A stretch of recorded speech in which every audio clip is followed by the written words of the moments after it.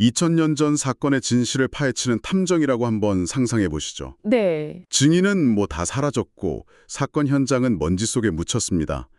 남은 건 몇 개의 오래된 문서뿐이에요. 그렇죠. 과연 이 문서가 후대에 꾸며낸 소설인지 아니면 진짜 증언인지 어떻게 알 수 있을까요? 막막하죠. 오늘은 저희가 고고학이라는 과학수사 도구를 들고 바로 그 2000년의 시간을 거슬러 올라가 보려고 합니다.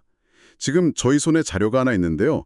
신약 성경의 기록들이 실제 역사와 어떻게 맞닿아 있는지를 보여주는 놀라운 고고학적 자료들입니다. 그렇죠. 이번 탐구의 목표가 뭐 어떤 신앙적인 결론을 내리자 이런 건 아니고요. 네네. 그보다는 마치 법의학자가 증거를 분석하듯 이 고대 문서의 기록들이 실제 땅속에서 나온 유물이나 다른 역사 기록과 얼마나 일치하는지 그 신뢰도를 검증해 보는 것에 가깝습니다. 아, 흥미롭네요. 캔터베리의 안세무스가 말한 이해를 추구하는 신앙처럼 믿음의 대상을 역사적, 이성적으로 한번 탐구해보는 과정이라고 할 수 있겠네요. 네.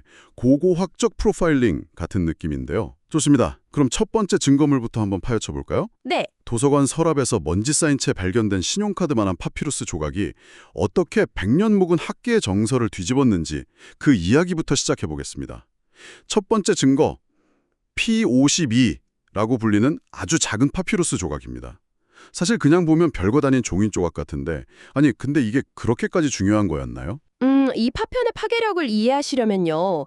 이게 뭘 무너뜨렸는지를 먼저 알아야 돼요. 아, 무너뜨린 이론이요? 네, 19세기 독일 튜빙겐 학파의 페르디난드 바우어라는 학자가 있었는데요.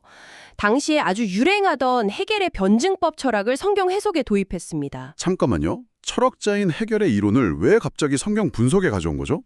약간 어울리지 않는 조합처럼 들리는데요. 아주 좋은 질문이신데요.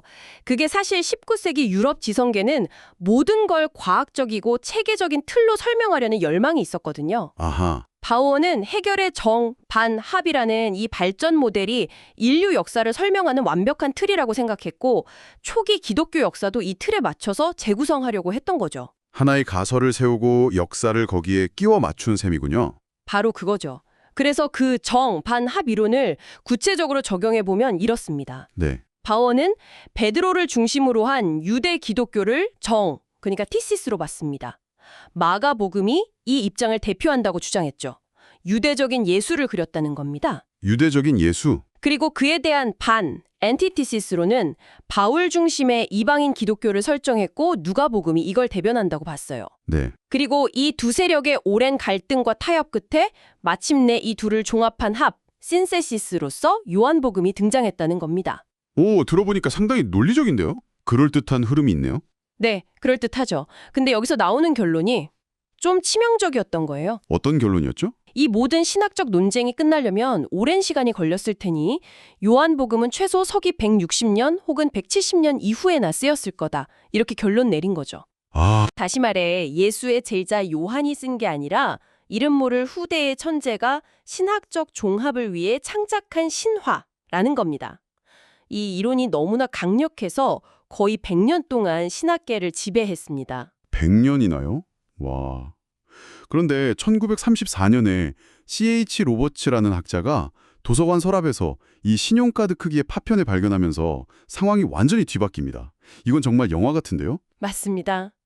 로버츠가 맨체스터 존 라일랜즈 도서관의 미분류 파피루스 더미 속에서 이 조각을 찾아냈어요. 확인해 보니까 요한복음 18장의 일부였죠. 네. 그런데 정말 중요했던 건 내용보다 형식이었습니다. 파편 양면에 글씨가 쓰여 있었거든요. 양면에 쓰여 있었다는 게 왜 중요하죠? 이게 뭘 의미하냐면요. 이 문서가 두루마리가 아니라는 거예요. 여러 장을 겹쳐 깨맨 코덱스, 즉 오늘날의 책 형태였다는 결정적인 증거거든요. 두루마리가 아니고 책 형태였다. 네. 당시 유대교는 전통적인 두루마리를 고수했지만 초기 기독교인들은 이 코덱스라는 신기술을 아주 적극적으로 받아들인 얼리 어답터였습니다. 아하, 여러 복음서를 한 권에 묶어서 다니기 편했겠네요. 바로 그겁니다. 지금 우리가 종이책 보다가 이북 리더기 처음 쓰는 것과 비슷한 기술적 전환이었는데 기독교인들이 그걸 주도했던 거죠. 알겠습니다. 코덱스 형태라는 게 초기 기독교 공동체의 특징이라는 건 이해했습니다. 하지만 그게 어떻게 100년 된 이론을 뒤집는다는 거죠? 결국 연대가 문제였던 건가요? 바로 그겁니다. 로버츠가 이 파피루스 사본의 연대 측정을 당대 최고의 고문서학자 3명에게 의뢰했어요. 네. 그런데 놀랍게도 세 전문가 모두 서로 상의도 없이 서기 100년에서 150년 사이, 아마도 125년경이라는 동일한 결론을 내렸습니다. 와. 상식적으로 사본은 원본보다 나중에 만들어질 수밖에 없잖아요. 그렇죠. 서기 105년경의 사본이 이집트의 시골 마을에서 발견되었다면 원본인 요한복음은 소아시아의 에베소에서 적어도 1세기 말, 즉 서기 90년경에는 쓰여야 한다는 계산이 나옵니다. 그래야 이집트까지 전파되고 복사되고 읽히는 시간을 설명할 수 있거든요. 와. 그러니까 도서관 서랍 속에서 먼지 쌓여가던 신용카드만한 조각이 거의 한 세기 동안 신학계를 지배했던 거대한 이론을 단번에 무너뜨린 거군요. 네, 그렇습니다. 이건 마치 고생물학자가 공룡뼈 옆에서 스마트폰을 발견한 것과 같은 충격이었겠는데요.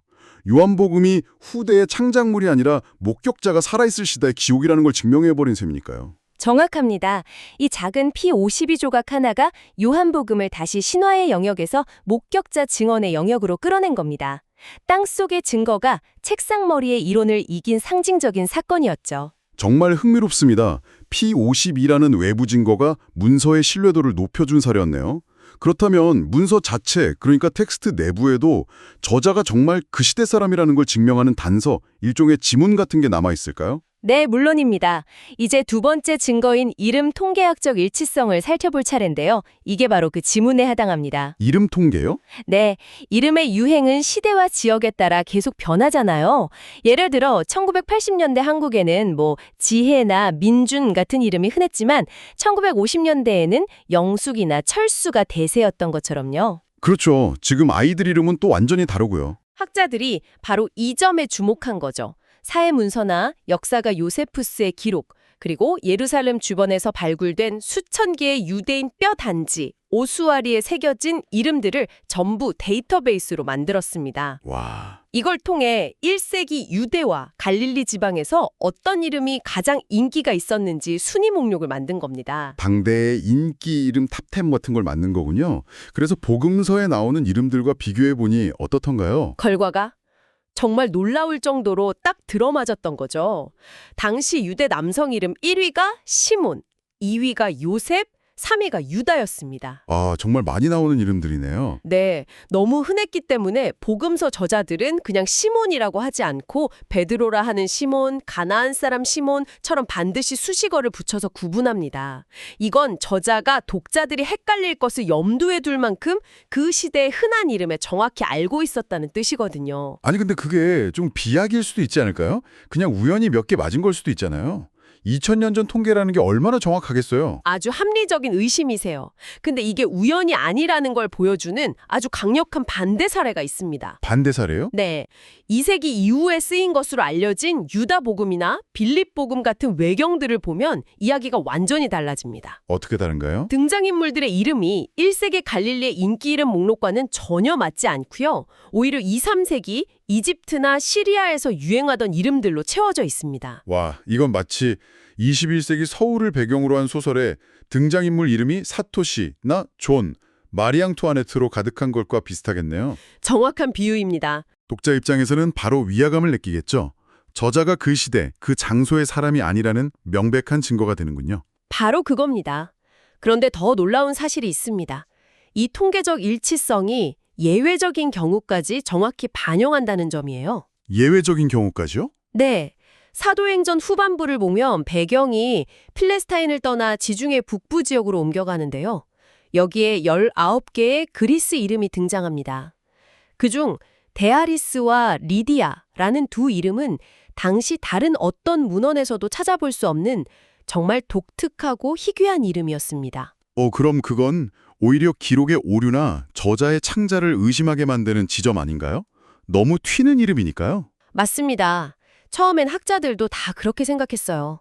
이름이 너무 튀니까요. 그런데 최근 그 지역의 인구 통계학적 연구 결과가 나왔는데요. 네, 결과가 어땠나요?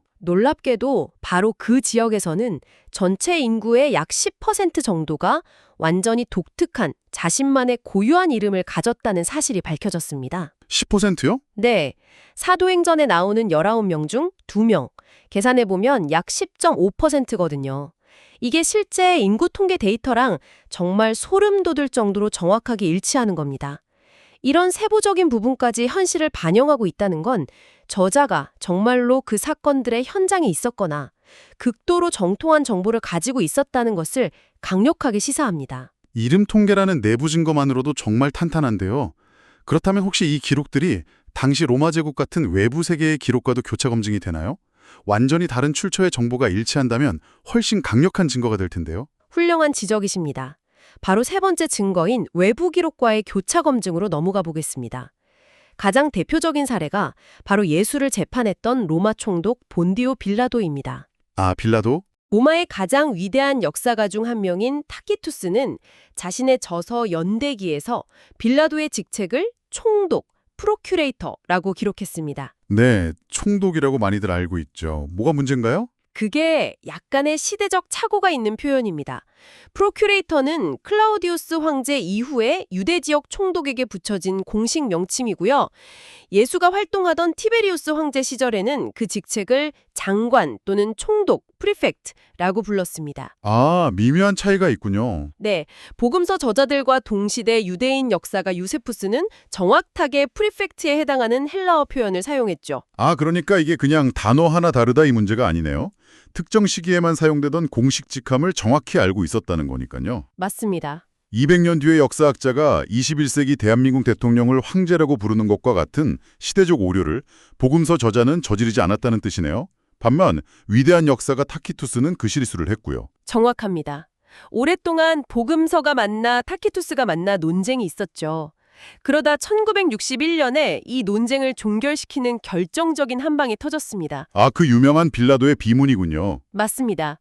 이스라엘의 가이사랴에 있는 고대 극장 유적지를 발굴하던 고고학자들이 계단으로 쓰이던 석판 하나를 뒤집어 봤는데 거기에 라틴어 비문이 새겨져 있었던 겁니다. 뭐라고 쓰여 있었나요? 유대의 장관, 프리펙트, 본디오 빌라도가 티베리우스 황제에게 이 티베리움을 헌납한다. 돌에 새겨진 빌라도의 공식 직책이 타키투스가 아닌 복음서의 기록과 정확히 일치했던 거죠. 와, 그건 정말 빼도 박도 못하는 증거네요. 심지어 기독교를 조롱하고 비난하기 위해 남긴 기록조차 증거가 된다는 점이 정말 역설적입니다. 알렉사메누스의 낙서가 대표적이죠. 네, 제가 가장 흥미롭게 생각하는 증거 중 하나인데요. 1857년 로마 팔라티노 언덕의 한 건물벽에서 발견된 1900년 전의 낙서입니다. 어떤 그림이었나요? 그림을 보면 십자가에 못 박힌 인물이 있는데 머리가 당나귀 머리로 그려져 있습니다. 그리고 그 옆에서 한 남자가 손을 들어 경배하는 자세를 취하고 있죠. 네. 그 아래에는 서툰 그리스어로 이렇게 쓰여 있습니다. 알렉사메노스는 그의 신을 경배한다. 이야, 이건 뭐 누가 봐도 명백한 조롱이네요. 십자가에 달려 죽은 신을 믿는 건 당나귀를 숭배하는 것만큼이나 어리석다는 뜻이니까요. 그렇죠. 당시 로마인들에게 십자가형은 입에 담기조차 꺼리는 가장 수치스러운 형벌이었으니 그 조롱의 강도가 짐작이 갑니다. 철학자 키케로는 로마 시민의 몸뿐만 아니라 생각과 눈과 귀에서도 십자가라는 단어 자체를 멀리해야 한다고 말할 정도였으니까요. 와... 제가 처음 이 낙서를 사진으로 봤을 때 솔직히 좀 웃음이 나왔습니다. 1900년 전 사람의 유치한 조롱이 너무 생생해서요. 하지만 곧바로 소름이 돋았죠. 이 낙서야말로 당시 기독교인들이 자신들의 믿음 때문에 어떤 취급을 받았는지 보여주는 그 어떤 정제된 역사 기록보다 더 강력한 증거니까요. 그러네요. 책 속의 기록이 아니라 당시 사람들의 날 것 그대로의 감정이 담겨 있으니까요. 그런데 이 조롱은 의도치 않게 기독교의 핵심적인 믿음 두 가지를 가장 오래된 형태로 증언하고 있습니다. 어떤 거죠? 첫째, 아주 초기부터 기독교인들은 예수를 신으로 숭배했다는 것. 그의 신이라는 표현이 그걸 명확히 보여주죠. 둘째, 예수가 십자가에 달려 처형당했다는 사실입니다. 이는 예수가 단순히 말뚝에 매달렸다고 주장하는 일부 견해를 반박하는 매우 중요한 외부 자료가 되기도 합니다. 비웃으려던 사람이 오히려 가장 핵심적인 교리를 증언해 준 셈이죠. 정말 아이러니의 덕치입니다. 범죄 현장에 남겨진 범인의 지문처럼 조롱 속에 진실의 흔적이 남아 있었네요. 자, 지금까지 저희는 2000년 전의 콜드 케이스를 해결하기 위해 여러 증거들을 살펴봤습니다. 100년 묵은 이론을 뒤집은 작은 파피루스 조각, 텍스트 속에 숨겨진 이름 통계라는 지문, 돌에 새겨진 공식 기록, 심지어 조롱 섞인 낙서까지요. 이 모든 증거들을 종합해 볼 때 우리는 어떤 결론을 내릴 수 있을까요? 이 고고학적 증거들이 예수의 부활이나 기적 같은 신학적 주장을 직접 증명하지는 않습니다. 네. 과학 수사로 범인의 동기까지는 알 수 없는 것과 같죠. 하지만 이 증거들은 하나하나 모여서 하나의 강력한 누적 증거, 큐뮬레이티브 케이스를 형성합니다. 누적 증거요? 네. 즉 우리가 수사 대상으로 삼았던 신약 성경이라는 문서가 후대에 꾸며낸 신화나 전설이 아니라 실제 역사적 인물과 사건, 장소에 깊이 뿌리내린 신뢰할 만한 증언 기록이라는 강한 확신을 주는 겁니다. 2000년이라는 엄청난 시간의 간격에도 불구하고 이 문서들이 놀라울 정도로 당시의 현실을 정확하게 담아내고 있다는 거군요. 그렇습니다. 결국 역사적 탐구의 결과가 신앙의 내용과 충돌하는 것이 아니라 오히려 그 배경을 더욱 단단하고 생생하게 만들어줄 수 있다는 가능성을 보여주네요. 맞습니다. 그래서 마지막으로 이 탐구를 지켜본 당신께 C.S. 루이스의 말을 하나 남겨드리고 싶습니다. 네. 기독교가 만일 거짓이라면 그것은 전혀 중요하지 않다. 그러나 만일 그것이 사실이라면 그것은 무한히 중요하다. 유일하게 그것이 될 수 없는 것은 적당히 중요한 것이다. 오늘 우리가 함께 추적해본 이 고고학적 단서들이 과연 이 말의 무게를 어떻게 느끼게 하는지 한 번쯤 생각해 보시는 것도 의미 있는 마무리가 될 것 같습니다.